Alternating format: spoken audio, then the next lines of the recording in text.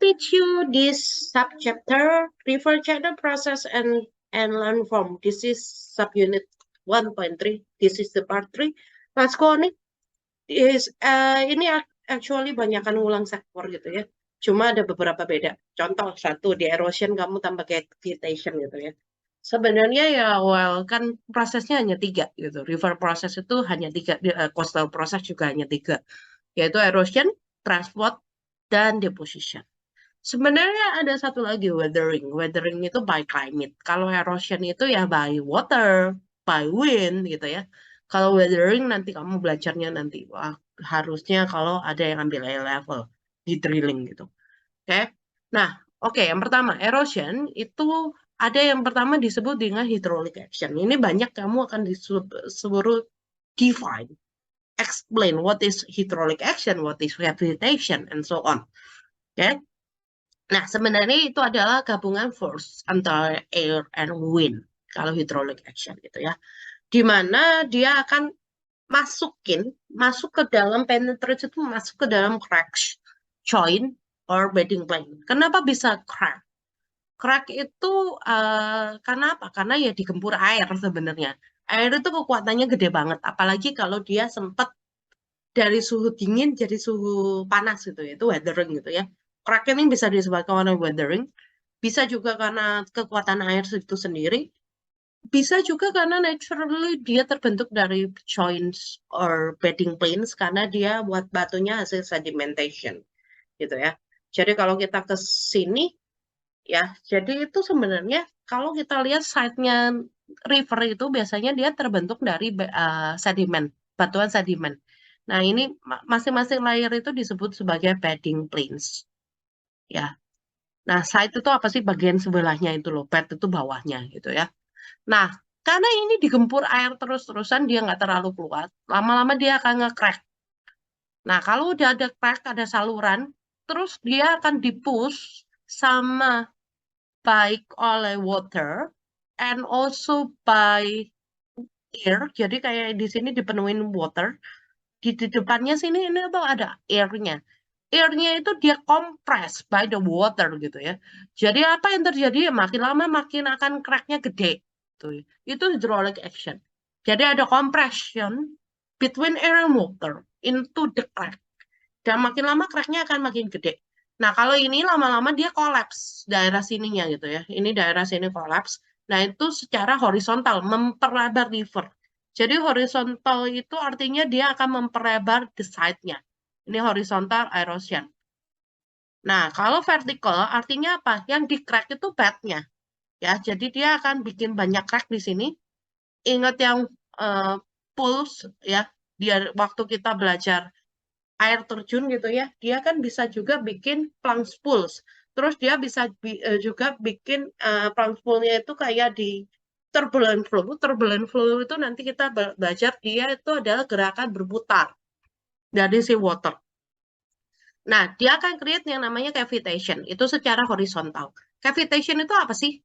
Sebenarnya cavitation itu kayak ada bolongan kecil di beds-nya. Terus dia dibor terus sama si turbulent flow-nya.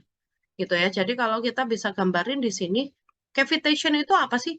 Oh, ini ada lubang kecil. Terus dia pakai batu gitu ya. Kan ada batu yang sisa erosionnya. Terus dia akan di turbulent flow. Jadi kayak ngedrill. Dus riverbeds gitu ya. Nah, terus lama-lama dia akan, apalagi terus dia itu turbulent flow itu juga akan menghasilkan bubble. Bubbles kalau meledak itu punya energi. Ya, ini yang dibaca tuh. This air bubble implodes like tiny jets of the water. The velocity can be reached up to 130 meter per second. Ya, dan dia akan cavitation itu kayak small cavity, kayak lubang kecil. Ya, terus habis itu terus dilempar lagi sama batu. Abrasion kan sebenarnya batu dilemparin ke dinding. Kamu jadi riverbed dulu ya. Buk.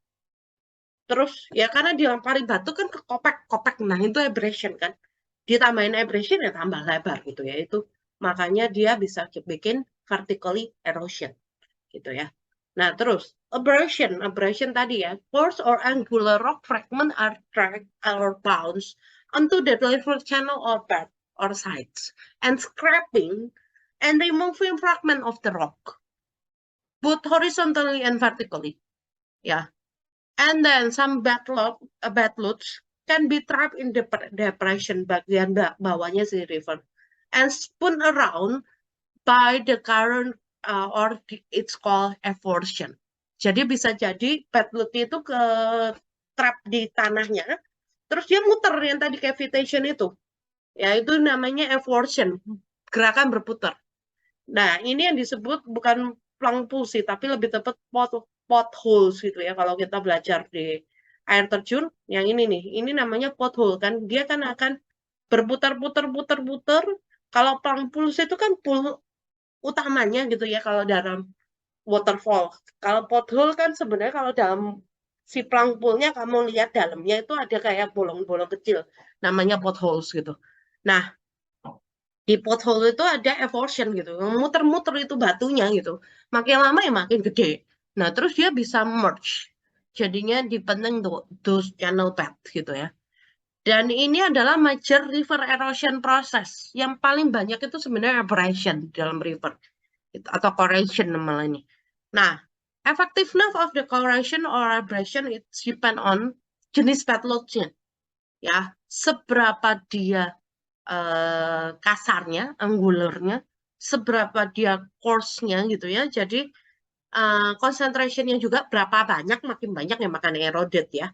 Terus berapa keras, kalau keras kan berarti dia akan lebih gampang untuk kopek-kopek gitu, scratch tadi ya, scraping gitu ya. Energinya berapa banyak, resisten dari partikelnya sebelum dia mulai attrition sendiri, karena dia kan batu ketemu batu juga buk, terus jadi halus gitu ya. Seberapa dia resistannya dan juga velocity dari airnya sendiri gitu. Jadi seberapa energi yang proporsional untuk dia bisa bentur tadi gitu ya. Jadi ini macam-macam gitu ya. Nah, oke. Kedua, yang next-nya itu adalah attrition. Attrition kamu sudah tahu dia rock itu satu sama lain. During the transport, rocknya kan ke bawah air. Terus air kan, water kan punya velocity-nya sendiri. Ya, jadi dia akan buk, dan lama-lama dia akan jadi kecil-kecil dan lebih bulat karena kegesek satu sama lain. Kalau corrosion itu karena kondisi yang acidic inside the river channel. Kalau kamu ingat terutama ini kalsium gitu ya, ini sedikit chemistry gitu ya. Kalau ini setnya terbuat dari chalk gitu ya. Chalk itu atau limestone itu batu kapur sih sebenarnya. Ini secara rumus kimia adalah CaOH. Nah, kalau dia ada acidic gitu ya, biasanya H2SO4 karena dia rivernya itu dapat hujan asam, dia itu akan menghasilkan CaOSO4 plus H2O. Oke. Nah, lama-lama dia larut kalsiumnya ini dissolve in water. Ini dissolving in water. Ya. Ini yang disebut dengan solution ya, atau corrosion gitu ya. Jadi solution itu sebenarnya load-nya, kalau corrosion itu prosesnya gitu ya. Jadi yang bentuknya limestone or chalk dia akan larut dalam air ya. Ini kalau mau udah makin banyak yang larut dalam air ya jelas makin gak susah untuk corrosion. Tapi juga kalau makin asam airnya ya repot gitu ya. Ya.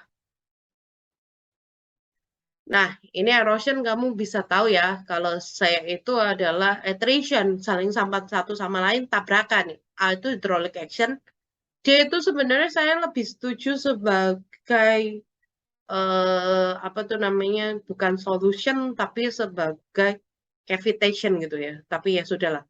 B ini horizontal movement, ya, tapi bisa juga dia abrasion, batu dilempar kan. Tapi ya udah macam-macam lah itulah. Oke. Nah, faktor that affecting erosion apa aja? Satu, load. Kalau lebih berat, dia udah jelas bisa lebih erode. Terus dia lebih tajam, lebih angular, ya lebih gede erosion. Velocity. Oh ya, makin kencang energinya gede, lebih gede erosion. Gradient. Makin miring, kan makin velocity-nya gede. Seabed-nya itu. Ya, jadi ya increasing erosion. Terus geology. Kalau dia lebih soft, unconsolidated rock dari seabed-nya, ya lebih gampang di scraps. gitu. pH lebih acidic ya lebih banyak solution. Human impact ya kalau kamu deforestation makin banyak sedimen yang masuk ke dalam river. Nah, itu akan increasing the rate of erosion karena loads-nya makin banyak. Terus kita bikin dam and bridge, itu dia bisa menghambat aliran air. Jadi aliran airnya itu bisa akan justru merusak di sekitarnya situ. Gitu karena energinya itu habis di situ. Jadi instead of to carry the roots, dia malah jadinya buat damaging gitu ya. Kalau transport itu ya kamu masih ingat ya, beda-beda ukurannya kan. Ada yang gede banget gitu ya, yang namanya boulders gitu ya. Ada yang kecil kayak pebbles ya. Kalau yang gede, dia itu mau nggak mau gulung aja, traction gitu ya. Kalau yang lebih kecil dikit, dia bisa loncat, tuik, tuik, gitu ya, diangkat dikit sama si energi dari rivernya sama velocity-nya, terus dia bisa saltation atau bouncing dari kata salto itu. Kalau suspension ya itu yang kayak tanah liat gitu ya, jadi airnya berlumpur itu, suspended load. Yang bouncing pebbles dan yang lebih kecil dari pebbles dan yang guling-guling gitu ya, yang lebih besar gitu, traction gitu ya. Nah, itu disebutnya bed load karena pasti di bawah lo apa itu transportnya. Kalau suspended itu di dalam airnya sendiri. Kalau solution ya iya sama di dalam airnya. Tapi ya kita nggak bisa lihat mata, bedanya itu gitu. Nah, sebenarnya dari mana sih sedimen itu? Pertama dia dari surface runoff. Biasanya tanah itu akan membentuk suspended loads. Ya, terus kemudian erosion itu bisa membentuk solution, bisa membentuk suspension, bisa bentuk bed loads gitu ya, macam-macam kalau itu. Nah, terus kemudian kalau ada valley slope, sloping itu berarti longsor gitu ya. Nah, itu kan masuk ke air juga. Terus bisa juga karena angin terus dia drop ke river. Itu yang disebut aeolian transportation gitu ya. Nah, kalau kamu ingat ya ini sebenarnya ya cuma apa tuh namanya kayak definition. Traction itu apa? Ya dia rolling, sliding, push aja di dalam, geser aja di dalam di bawah gitu. Nah, ini biasanya greater than pebbles.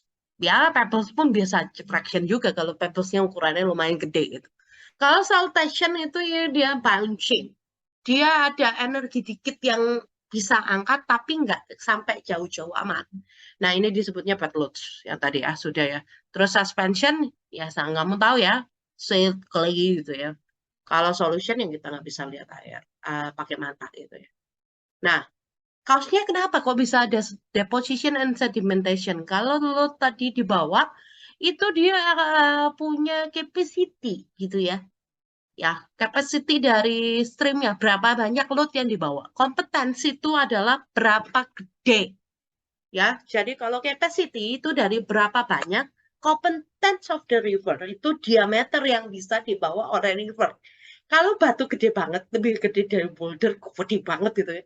Ya rivernya nggak bisa angkat lah, kompetensinya nggak ada gitu ya. Sekalipun itu rivernya kuat banget, dia harus attrition, harus apa tuh namanya, harus pecah dulu batunya lewat weathering gitu. Jadi nggak bisa gitu ya. Kalau capacity, kalau dia sudah saturation, ya sudah kebanyakan load-nya yang mau nggak mau dia taruh. Ya. Nah, kaosnya apa sih kok bisa ada sediment deposition terus dia jadinya layering bikin sediment rocks gitu. Yang pertama, gradiennya itu udah lebih shallow, lebih dangkal gitu.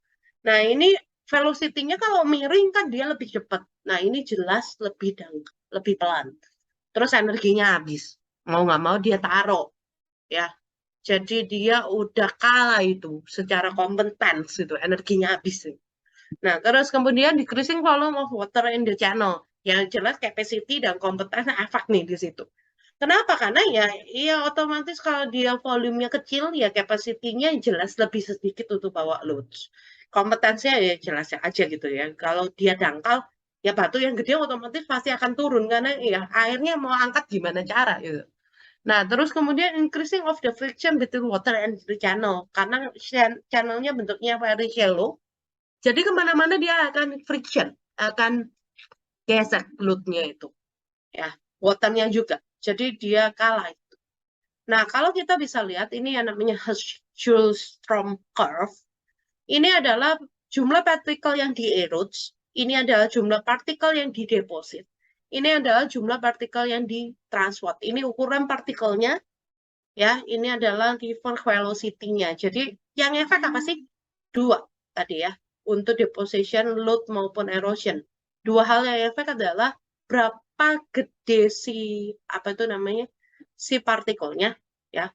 Yang kedua, velocity of the river itu sendiri. Berapa gede ini menentukan berapa banyak yang bisa dibawa. Itu kompetensi dari rivernya, ya. Terus kedua, velocity-nya. Berapa energi dari rivernya setelah dipakai untuk ngalahin friction sama si bed-nya itu, yang sama side air bed of the river-nya. Oke? Nah, kalau dia misalnya kamu lihat di sini, kita lihat yang clay, kecil ya. Clay itu lebih banyak akan ditransport. Kenapa? Dengan velocity yang gede, ya dia masih bisa. Nah, kalau kita lihat ini, kamu kebanyakan akan cuma disuruh baca ini. Ya, ini adalah erosion-nya. Yang hijau ini, ya, itu warna hijau kan ya, menurut kamu ya. Ya, menurut saya hijau sih. Ini adalah berapa banyak yang akan kita erode. Kalau velocity-nya besar, erosion-nya akan gede, tapi sampai titik tertentu.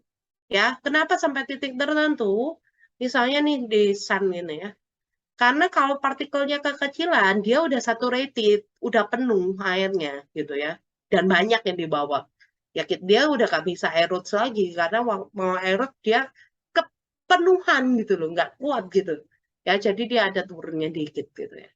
Nah, kalau yang ini deposition gitu ya, ini lebih ke mean critical velocity value.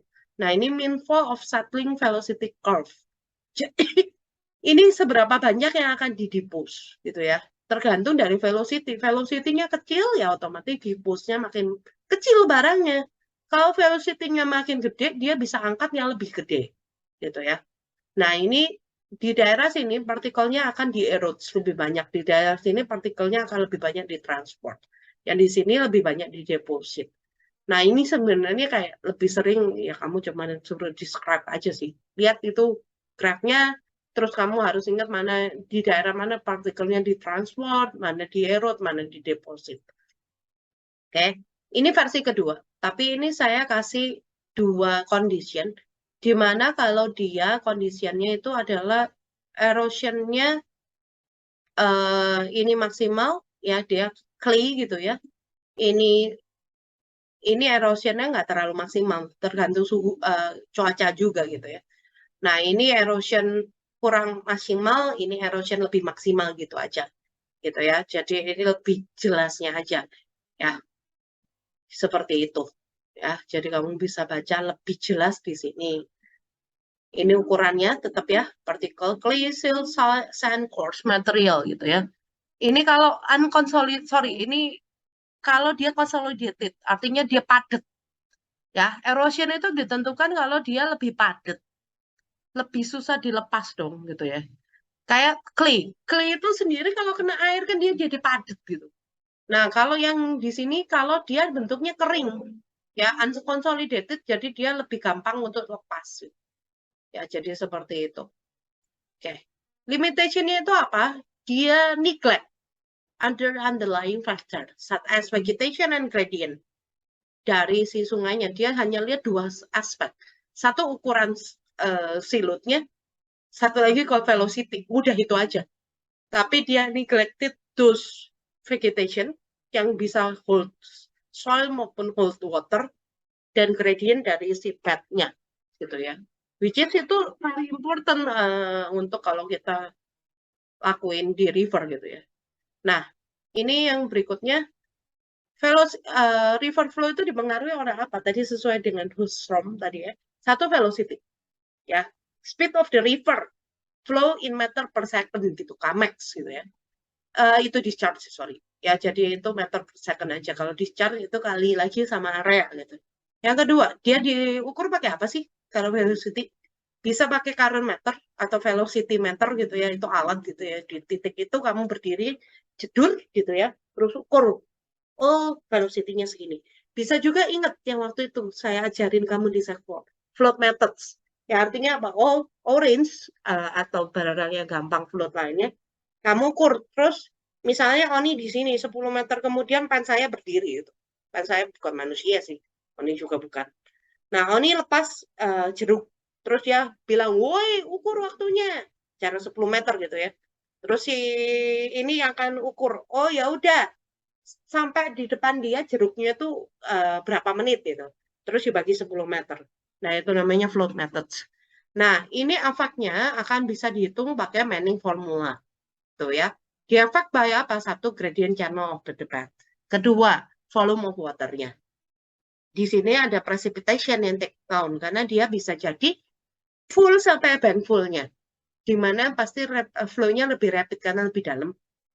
Terus, kalau lower level ya lebih flow-nya lebih pelan gitu ya.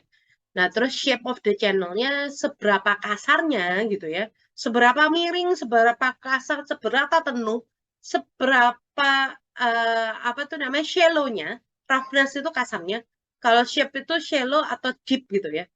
Karena kita akan belajar friction gitu, tapi kita nggak usah sedalam itulah ya. Ini bisa kita lihat dari secondary maupun primary data. Manning formula itu kayak apa? Kayak gini. Nggak usah dihafalin, saya juga nggak nyuruh kamu hafalin. Saya pun nggak hafal kok, nggak perlu. Ya, tapi saya mau tunjukin Q itu adalah velocity-nya, ya. Kita bisa lihat V itu adalah cross section, wide-nya, lebarnya gitu ya, itu V-nya. Terus R itu hydraulic radius. Hydraulic radius itu kalau kamu ingat dulu itu adalah V, si cross sectionnya dibagi weighted perimeter, ya perimeternya. Kalau kamu ingat dulu. Jadi area, ya di sini ada tadi kok nggak ditulis ya areanya. Tapi area terus seberapa penuh bank full ini, ya volume of waternya mana tadi ya. Terus kemudian kita juga lihat hydraulic radiusnya, terus slope-nya, gradient berarti ya, yang ini ya, gradient, volume, shape of the channel tadi kan dipengaruhi oleh hydraulic radius, gitu ya. Terus habis itu roughness coefficient, seberapa kasar, ini didapatnya emang dari data yang sudah ada sebelumnya gitu ya. Nah itu Manning formula, tapi perlu dihafal nggak? Enggak, cukup tahu aja. Oke, kedua, dipengaruhi oleh discharge-nya, ya. Apa sih discharge? Volume dikali luas area. Gampangnya adalah luas area ya udah tiap kali width aja, meskipun ya ini sebenarnya nggak rata-rata amat gitu ya. Width paling dalam, depth paling dalam aja gitu. Nah, terus discharge adalah area kali velocity. Satuannya adalah cubic meter per second. Karena kalau kamu ingat velocity kan meter per second square. Nah, ini masih dikali lagi kali meter gitu ya. Gitu ya. Jadi kubik ya. Kubik itu kan meter pangkat 3 gitu. Meter pangkat 3 per second gitu. Itu satuannya, itu discharge. Nah, kemudian flow-nya bentuknya apa? Ada dua jenis flow. Satu disebut sebagai laminar flow. Laminar flow itu artinya dia bentuk alirannya itu begini. Swipe, langsung airnya banyak barengan gitu. Ya, itu yang namanya laminar flow. Sliding over one under the parallel to the river bed. Jadi dia kayak seed, kayak lamine. Lamine itu bahasa Latin, namanya seedling gitu. Jadi kalau misalnya itu airnya itu benar-benar drop gitu ya, langsung satu layer ya. This require very smooth straight channel with a low velocity, which is very rare to be happen. Jadi ini kejadiannya sangat jarang. Biasanya malah kita bisa lihat itu sebelum air terjun. Karena sebelum air terjun itu dangkal. Jadi mau nggak mau dia laminar flow. Ya. Dan ini lebih common untuk perjalanan synchron water. Tadi kalau yang di unit 1 itu. Biasanya akan masuk ke dalam river dalam bentuk laminar. Atau karena glacier. Glacier itu kan memang dia akan slide above the surface of the land gitu ya. Jadi itu laminar flow namanya. Nah, yang kedua, turbulen. Kalau turbulen ini sebenarnya lebih kayak kita memperhatikan yang turbulen secara vertikal. Turbulen ada dua, vertikal maupun yang horizontal. Nah, yang horizontal itu lebih kita sebut sebagai helicoidal flow, gitu ya. Nah, waternya itu apa? Dia swirling, ya. Eddies itu apa sih? Kayak bentur gitu satu sama lain, ya. Terus habis itu airnya akan trap. dan dia akan masuk ke dalam crack and pour, hydraulic action sebenarnya gitu. Nah, saat dia edisnya itu tadi benturan terus dia swirl, dia datang, dia akan kasih pressure. Terus waktu dia pergi ya pressure-nya berkurang. Sehingga air yang tadi ke compress di hydraulic action tadi itu akan melebar. Ya, jadi dia akan erode that bank. Ini sebenarnya yang terjadi di hydraulic action gitu ya.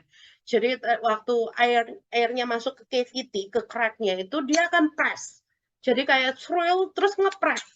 Nah, waktu dia pergi, dia akan explode the air gitu ya. Bukan waternya ya, water datang, terus compress terus air, terus waktu dia pergi, airnya exploding gitu ya. Nah, ini terus kemudian dia selain itu, dia juga edis atau tabrakan satu sama lain, jadi dan juga akan trap air gitu ya, waternya trap air, jadi dia jadi bubbling. Jadi biasanya kita akan lihat sebagai waternya kok warnanya putih gitu ya. Nah, dia biasanya butuh yang shallow channel, sempit dan rough gitu ya. Jadi dia bisa bentur ke sisi-sisinya dan bentur antara air juga. Apalagi kalau dia bentuknya itu rapid change in shape, kayak berkeloknya meander, ya. Terus sehingga velocity-nya itu jadi macam-macam.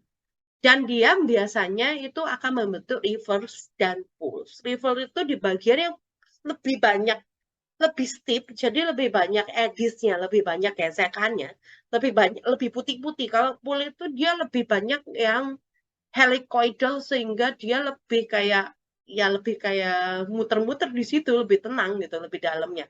Nah, nanti kita akan belajar retrieval dan pull lebih dalam di meander gitu. Ya. Terus kemudian affected by the bedrockness.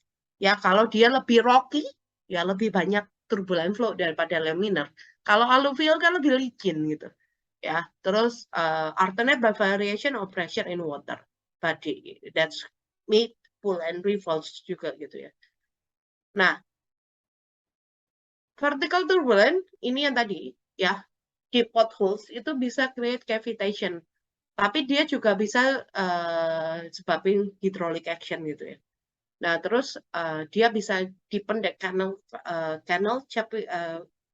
by vertical erosion. Jadi makin dalam, makin dalam, makin dalam. Dan dia akan form the gully or gorge. Ya, gorge itu sebenarnya ternyata bukan cuma batasnya si waterfall, tapi intinya tebing di antara river itu namanya gorge, gitu ya. Nah, kalau helicoidal itu horizontal turbulence, kalau tadi vertical turbulence. Jadi kalau saya bilang turbulence saja, kamu bayangkan itu sebagai yang vertical ya. Kalau helicoidal ini yang lebih horizontal gitu. Dia itu kayak begini, tapi sambil muter. Jadi kayak corkscrew, kayak kamu kalau ngebor gitu. Nah, dia sama membentuk pool sama river gitu ya. Tapi kalau rifles gitu ya. Kalau yang tadi lebih membentuk cavitation, yang vertical gitu ya. Kalau ini lebih membentuk pools and rivers gitu ya. Nah, ini affected by amount of load dan seberapa kasar gitu bednya. Ya, erosion and deposition kalau di sisi pool dan river akan creating meandering. Ya, ini yang kamu tadi lihat, dia sebenarnya gerakannya kayak yang ini tapi sambil muter gitu ya. Dan di mana dia kalau kita lihat yang di sini ya, dia ke dalam yang di sisi puterannya ini, dia akan kayak scraping the rocks gitu ya.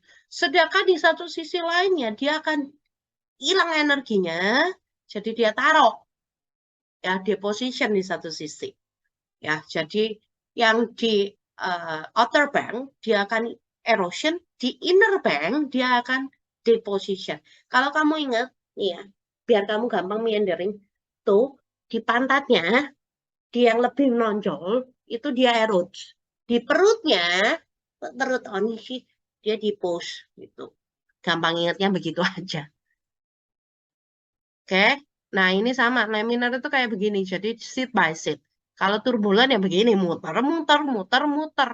Ya, terus dia muternya bisa vertikal, bisa juga secara horizontal. Ya, dia terjadi itu laminar itu artinya kalau apa? Oh, kalau tenang banget di tengah-tengah ini bisa laminar nih. Ya, sisi-sisinya helicoidal karena kebentur sama dindingnya side-nya si river gitu ya. Kalau kita bisa lihat ini laminar sangat dangkal gitu ya. Ini turbulen sampai berbebu putih gitu ya. Ya, transisionalnya kalau usah dilihat. Atau kita bisa lihat ini sangat kelihatan ini ada garis-garisnya kan. Ini laminar.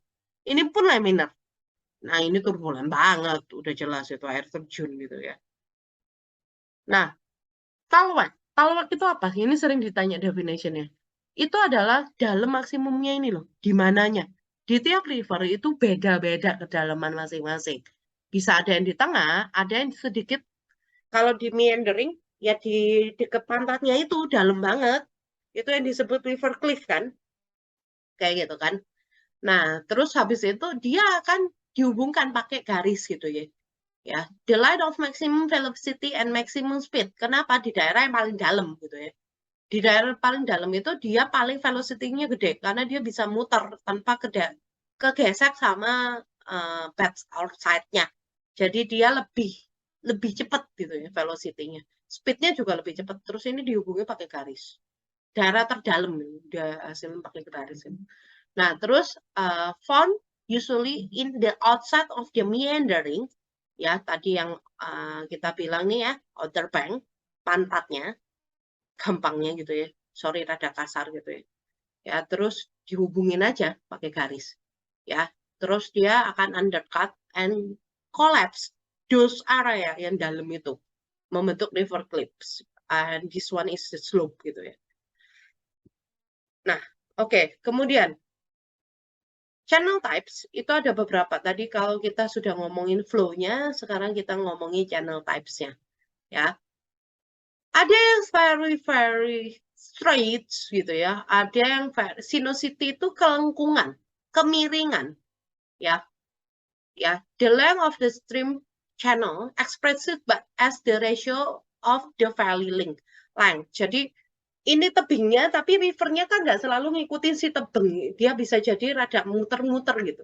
Nah, low sinuosity is called street river. Jadi itu hampir sama dengan length of valley-nya. Kalau high sinuosity itu di atas 4,4, artinya apa? Dia itu berkelok banget. Even mungkin bukan lagi bisa dibilang sebagai meandering, tapi ya entah apa itu, braided channel kali, karena sangat-sangat berkelok gitu. Kalau meandering biasanya di atas 1,5 sinuosity-nya. Nah, kalau kita bisa lihat di sini, ini length-nya, river-nya itu seberapa berkelok gitu ya. Nah, ini dibagi dengan line of the valley-nya. Valley-nya itu ya udah valley wall-nya seberapa si valley-nya itu tegak lurusnya gitu ya. Nah, ini namanya wavelength ya. Tapi nggak perlu dia pelajarin dalam-dalam sih yang ini ya. Oke, straight channel itu sangat jarang. Karena ya river selurus apapun, itu nggak ada yang bisa nyampe nol. Straight, totally straight. Itu nggak pernah ada. Ya, ya nggak pernah ada gitu ya. Nah, ini biasanya river yang straight akan very low energy, very small discharge. Jadi ya dia itu kecil banget areanya. Jadi discharge-nya juga kecil, tenang banget gitu. Gentle gradient, very apa ya, datar gitu. Dan biasanya nggak akan bertahan lama gitu ya, karena tau lag-nya ini dia kan ya tetap akan ada helicoidal movement, ada yang lebih dalam di dalam si channelnya, cross sectionnya itu, terus lama-lama dia akan mulai membentuk meandering gitu ya. Jadi ya ini hampir tidak pernah ditemukan gitu ya. Nah, kalau braided channel itu biasanya dia bentuknya udah gak karu-karuan kayak begini tuh. Berkepang-kepang kan. Two or more channel in an interlocking, satu sama lain ketemu. Occur when the channel is divided by island. Ini island nih namanya. Atau bar. Sebenarnya bar itu awalnya gitu ya. Jadi tumpukan pasir doang. Terus lama-lama dia dihuni oleh vegetation. Dari mana kok bisa di vegetation? Ya burung nakal tuh. Terus taruh biji gitu ya. Lama-lama dihuni oleh vegetation. Biasanya mulai dari mangrove or something else kayak begitu dulu gitu. Nah, kalau sudah dihuni vegetation itu namanya island. Lebih bertahan lama gitu ya. Biasanya mulai dari mangrove grass dulu juga bisa gitu ya. sand dune, ingat kalau di coastal kan gitu ya. Ya, terus sand, terus gravel deposit, and then it will be soil and then the plant gitu ya. Found it actually in everywhere gitu ya. Jadi dimanapun yang ada river, dan apalagi kalau sudah jadi island ya udah gitu ya. Even bisa juga ditumbuhin oleh rumput tundra gitu, lumut gitu. Nah, kenapa bisa terbentuk? Dia ada steep channel gradientnya miring banget gitu ya. Terus banyak banget deposit loads-nya yang bentuknya kasar. Terus banknya itu gampang ke erodes. Jadi penuh sedimentation terjadi gitu ya. Nah, terus habis itu bisa juga karena discharge-nya nggak stable. Flow regime-nya, yang tahunannya, anualnya, hidrografinya itu nggak stable. Jadi dia bisa flooding penuh, terus habis itu recede tiba-tiba. Jadi dia deposisi mau nggak mau deposition kan, kayak bikin floodplain kalau kamu ingat. Nah, terus dia itu numpuk di tengah river, akhirnya dia bikin bars gitu ya. Terus habis itu barnya itu akan bikin island gitu. Nah, kenapa kok bisa dulu unstable low regimes? Ya biasanya ada karena gradient of streamnya juga nggak beres.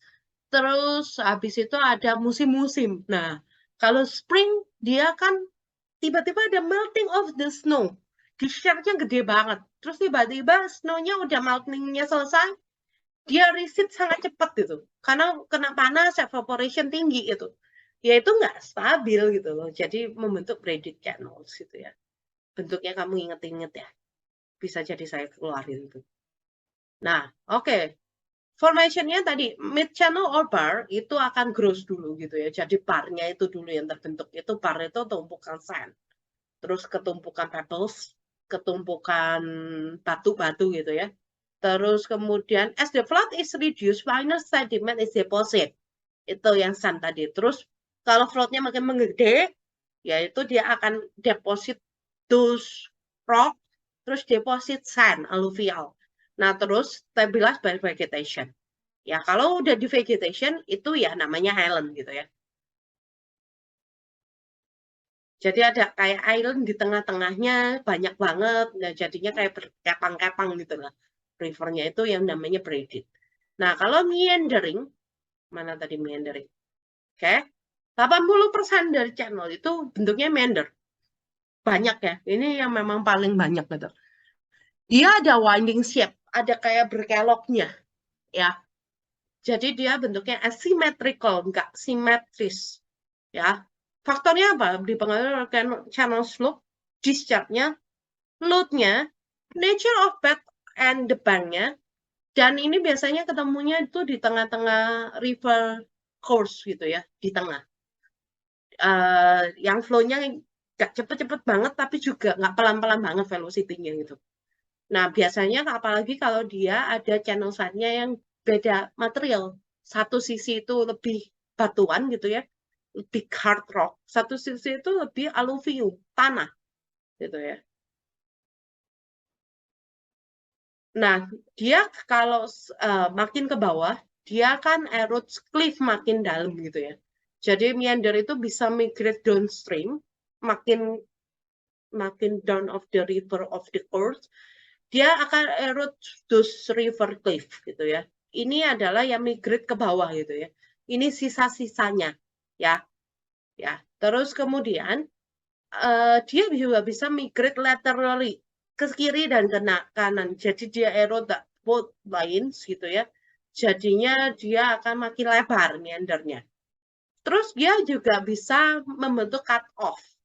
Terus membentuk jadi meandernya mudah terlalu cekung, terus dia akan membentuk those oxbow legs gitu ya.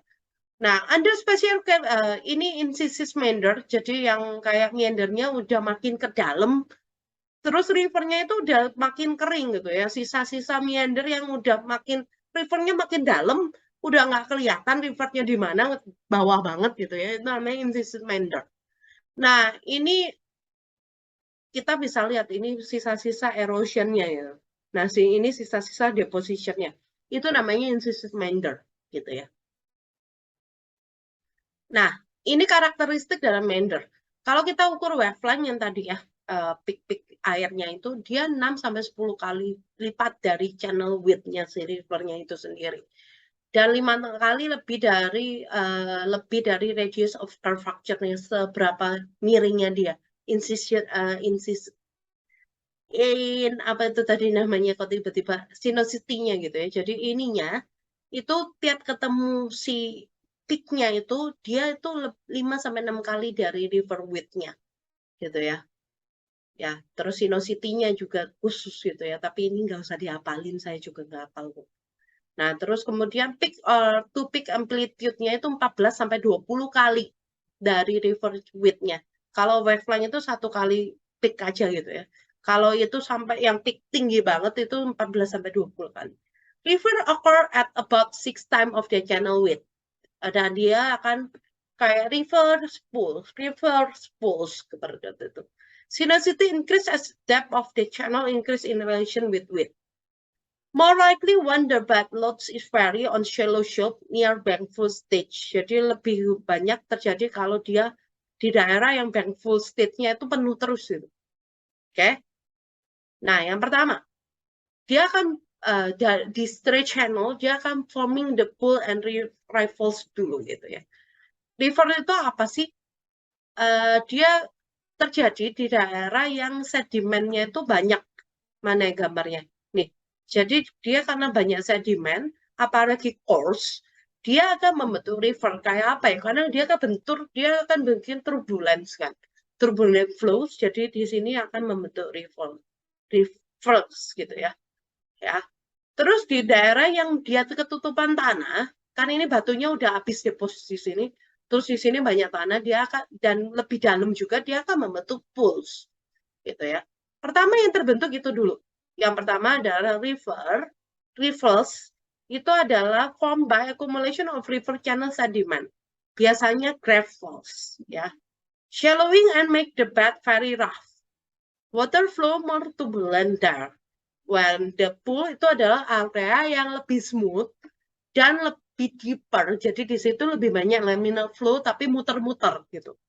River and pools cause the river currents to swing from side to side. Karena di sini river, di sini pool, dia akan mau nggak mau toiletnya beda dong. Ya karena di river kan lebih dangkal. Jadi toiletnya itu biasanya nggak terlalu di tengah tapi di satu sisi. Nah, pool itu lebih dalam, toiletnya biasanya lebih minggir lagi gitu ya. Lebih dekat sama salah satu sisi. Nah, dia itu akan swing as it has different toilet gitu ya. Deeper pools and shallower river can alternate the sequence along the river. Jadi dia pool, rivers, dan seterusnya. Dan ini menyebabkan helicoidal flow itu happen.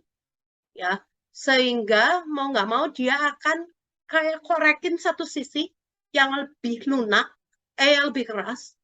Terus dia akan yang tadi ya di pantatnya itu dikorek, terus dideposit di perutnya gitu, seperti itu.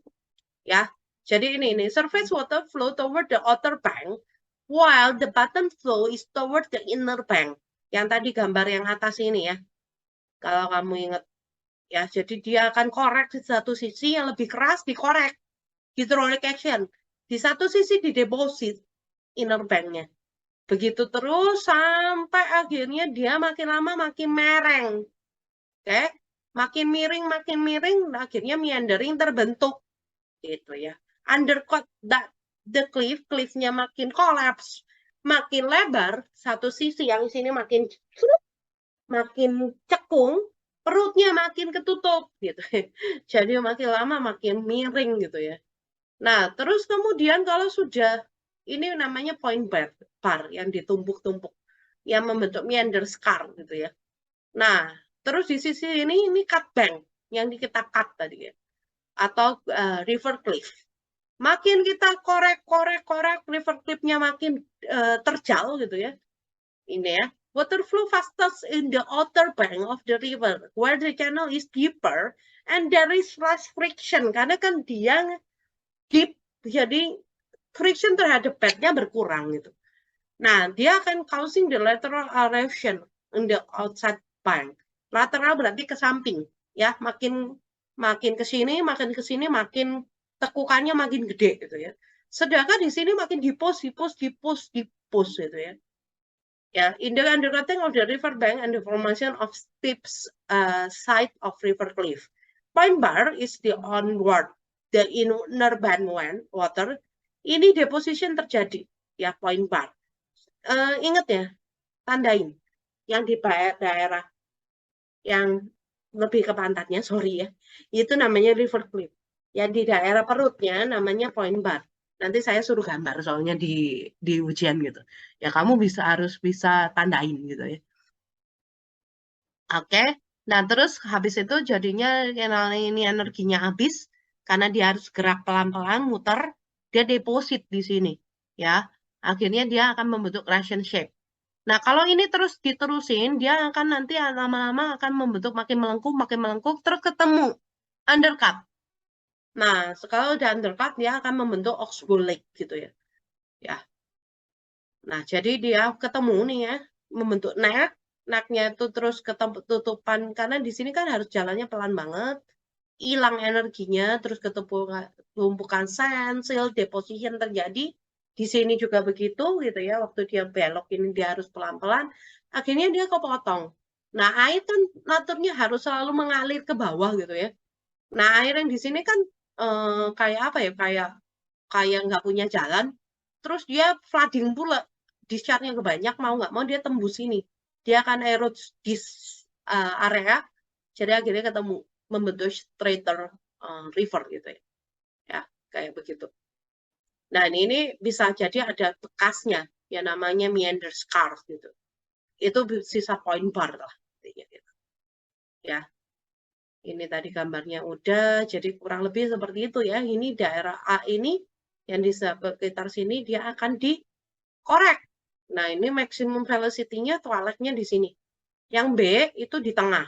Yang C itu ya berarti di sini. Kalau kita gabungin toiletnya, seperti itu gitu ya. Nah, di daerah yang sini dia akan korek. Di daerah yang sini dia akan di-push. Gitu ya. Ini point bar atau meandering scar. Jadi awalnya lurus, terus dia makin cekung, sampai akhirnya dia bisa undercut satu sama lain gitu ya. Dia membentuk neck, namanya neck, terus dia undercut, ya udah jadi oxbow lake gitu ya. Jadi pelan-pelan pelajarin aja. Nah, kalau waterfall kurang lebih itu sama kayak yang waktu di Sekfor dijelasin, boleh dibuka lagi ya slide yang di Sekfor ataupun YouTube yang Sekfor gitu ya. Nanti saya cite those YouTube in the YouTube channel saya gitu ya. Ya satu channel sih, tapi maksudnya biar kamu bisa langsung pelajari lagi. Nah, dia itu ada satu yang kamu pelajarin di Sekfor, yaitu ada layer of resistant rock di atas yang susah untuk kamu erode, bawahnya itu soft rock. Jadi soft rocknya ke erode, dia akan membentuk cekungan, ada overhanging, terus dia collapse. Nah, bisa juga by the drop of base level. Itu yang disebut rejuvenation, ini sama mirip dengan yang kalau kamu lihat incissus meander. Ini juga bisa karena, mana tadi gambarnya? Ini bisa juga karena river rejuvenation. Jadi adanya naiknya, dropnya of permukaan laut gitu ya. Jadi airnya akan masuk ke laut karena plate tektonik sebenarnya. Jadi itu ada pergeseran lempeng gitu ya. Ya, jadi ini drop of the sea level. Jadi air dari river akan masuk ke laut. Jadi rivernya itu mendangkal gitu ya. Jadi base-nya rivernya itu kayak ketarik ke bawah karena base water tables-nya juga ketarik ke bawah gitu.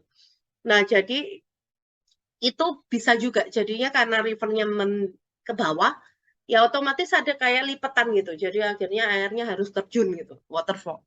Nah, terus bisa juga karena earth movement. Biasanya karena earthquake. Kalau kamu ingat kemarin di Jawa Barat, kalau baca berita ya, habis earthquake 5, sekian magnitude, terus habis itu flooding.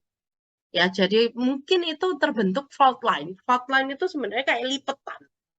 Karena ada tubrukan antar lempeng. Nah, terus bisa juga along the coastal cliff gitu ya. Karena memang ada cliff dari coastal area karena terbentuk dari coastal erosion. Ya mau nggak mau dia harus lewatin dengan cara terjunung gitu ya. Nah, yang ini kamu sudah pernah belajar ya. Yang ini resistant rock, ini lebih soft rock, dia akan hydraulic action di sini, terus dia akan bikin plunk pulse dan sebagainya. Terus ya udah, akhirnya dia akan membentuk waterfall. Yang ini kamu sudah pernah belajar gitu ya. Atau yang ini sama, tapi yang baru adalah ternyata setelah plunk pulse ini ya, di sini itu ada daerah yang naik lagi tanahnya. Ya, jadi dia bisa laminar flow lagi. Di sini jelas laminar flow nih. Kenapa? Dangkal gitu ya. Jadi ya kamu boleh pelajari lebih jauh lagi ya. Nah, kalau gorges, kenapa bisa terbentuk gorges? Tadi karena waterfall fall yang retreats. Itu akan membentuk sisi kiri kanannya jadi gorges gitu ya. Tapi juga bisa karena weathering gitu ya. Jadi especially in every condition where water necessary for weathering is scarce, gorges is formed by period of river erosion. Karena ada erosion dari rivernya sendiri, dia itu akan makin lama makin dalam jadinya akan membentuk gorges gitu ya. Terus ini karena rocknya very resistant of weathering misalnya juga bisa juga gitu ya. Jadi tapi nggak resistant terhadap river erosion itu juga bisa. Nah, terus kemudian ini yang tadi ya, si gara-gara retreat of waterfall itu sampai 11 kilo Niagara. Rapid acceleration or down counting of associated with river is rejuvenate. Yang tadi ya, dia mendalam, tiba-tiba rivernya, bukan tiba-tiba sih ada plate tectonic biasanya. Nah, itu juga akan membentuk cliff yang tinggi banget. Ini sebenarnya juga bisa kamu bilang yang si incis meander ini bisa kita bilang sebagai gorges. Karena dia kan memang benar-benar membentuk cliff gitu ya. Membentuk kayak tebing di dua sisi. Nah, itu namanya juga gorges sih sebenarnya gitu ya. Antecedent drainage yang sudah ada dari sejak lama. Kemarin penjelasan saya salah itu. Nah, kemudian bisa juga karena dia dikorek oleh glacial gitu ya. Bisa juga karena dia ada collapse dari underground caverns, jadi gua underground yang udah jatuh gitu ya, karena di zaman lama gitu ya, collapse gitu. Bisa juga itu membentuk gorges karena jadinya kan jadi tebing gitu ya. Nah, terus bisa juga karena surface runoff yang larutin kapur, lagi-lagi kapur nih.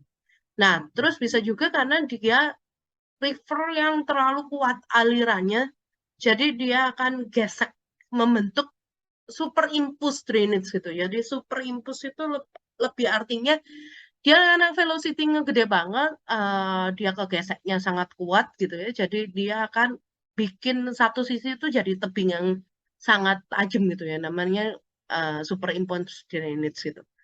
Nah, terus kalau rapid ini nggak masuk ke dalam bahanmu sebenarnya, tapi ya udah saya kasih tahu aja ya. Jadi itu kayak waterfall tapi mini gitu ya. Nah, ini kenapa? Karena kadang kalau waterfallnya retreats, dia itu bisa decreasing in size. Karena dia kan mundur-mundur terus kolaps satu bagiannya, terus bagian depannya itu ketimbun terus gitu. Nah, akhirnya dia bisa membentuk yang namanya rapid doang, kayak waterfall tapi mini gitu. Nah, terus juga bisa karena dia ada hard rock, soft rock, soft rock di tengah-tengah slopes-nya, di tengah-tengah beds-nya, dan itu akhirnya dia akan crop dikit-dikit. Nah, misalnya itu adalah yang di Nile Cataract gitu ya, karena di situ tanahnya gantian gitu. Gitu.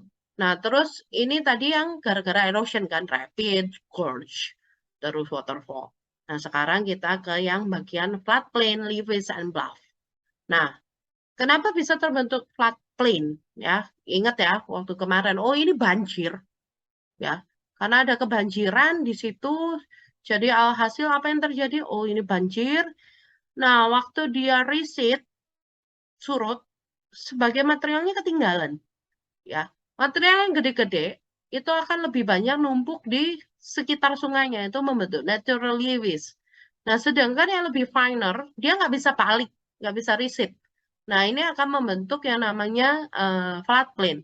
Nah, floodplain terus terulang terus, kadang dia akan membentuk kayak tebing kecil, namanya bluff line, gitu ya. Terus ada juga floodplain yang udah collapse, nah namanya terrace, gitu ya. Nah, seperti itu. Jadi ini kita pelan-pelan nih. Floodplain itu adalah part dari catchment flood yang dia kalau lagi penuh rivernya ya dia ketutupan banjir gitu ya. Biasanya di lower part of the river valley ini tiga-tiganya karakteristiknya namanya juga floodplain, almost flat gitu ya. Dan dia very gentle in the gradient, namanya floodplain gitu ya, floodplain di situ ya. Nah, out floodplain may be erodes and the remains ya, sisanya ini kalau dia ke erode di satu sisi jadinya dia membentuk bluff line atau karena dia timbunannya hanya sampai sini. Nah, ini namanya terrace. Bluff line juga bisa dibentuk karena adanya perbedaan musim. Jadi, pada waktu spring, musim summer dia itu bisa sampai sini. Tapi pada waktu musim lain gitu ya, musim spring dia misalnya cuma sampai sini. Jadi akhirnya dia membentuk kayak timbunan tanah. Nah, itu bisa juga membentuk bluff line di situ. Ya. Nah, edge of the bluff, our previous floodplain, kalau dia hasil dari si terrace ini ya, karena ada yang erode, itu namanya bluff lines. Ya. Bluff line is the junction where the valley slope meet the edge of the floodplain. Okay, Lewis is elevated bank lying parallel to the river on the edge of the floodplain. Ya, jadi ini dibatasin oleh Lewis di sini. Satu sisi yang lebih dekat dengan cliff-nya itu dibatasi oleh floodplain. Tengahnya namanya floodplain, gitu ya.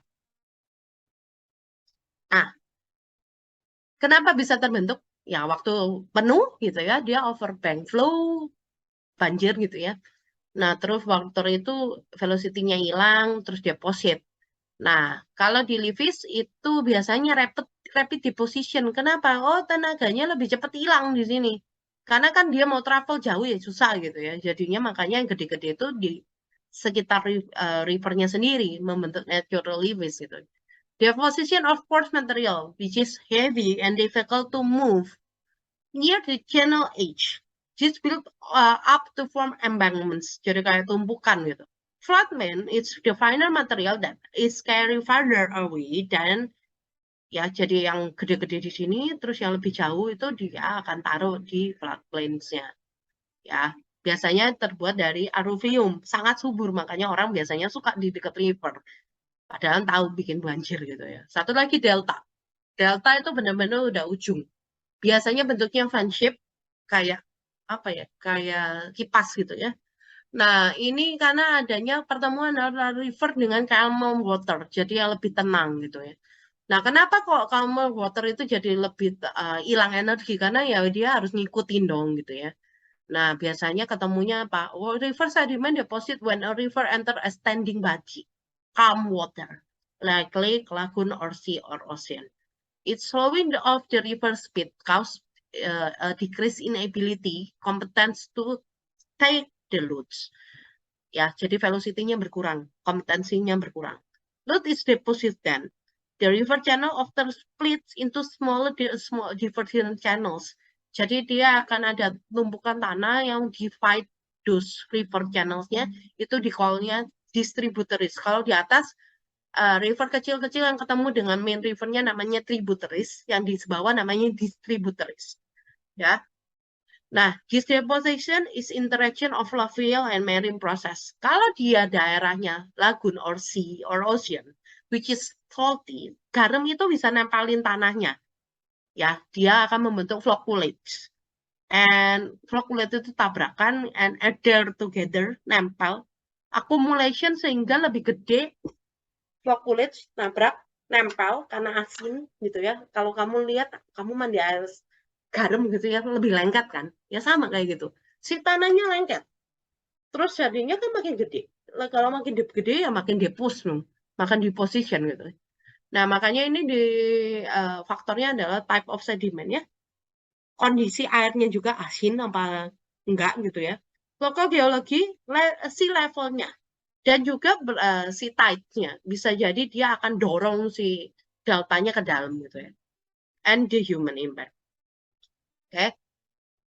Nah, materialnya itu dideposit dalam 3 layer. Satu namanya bottom seat bed, di mana ini yang paling dalam, paling jauh.